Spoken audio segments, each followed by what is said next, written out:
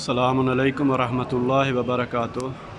ये सामने मौला अब्बास अलैहिस्सलाम का हरम है और दूसरी तरफ मौला हुसैन अलैहिस्सलाम का हरम है। आप लोग ज़ियारत करें, माशाअल्लाह बहुत ही खूबसूरत व्यू है।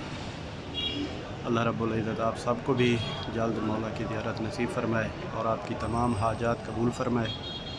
ये करबला देखें आप लोग, आज यहाँ 23 की शब है। आप लोग देखें, ज़ियारत करें। ये मौला अब्बास अलैहिस्सलाम का हरम है और वो सामने ये मौला हुसैन अलैहिस्सलाम का हरम है और ये दरमियान में बैनुल हरमैन।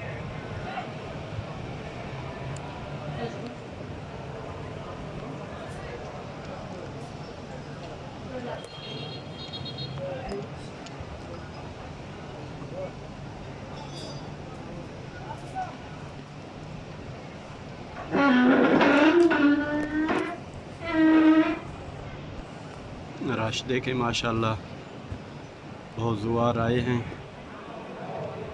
ये मखसूस इसकी ज़ियारत करने के लिए।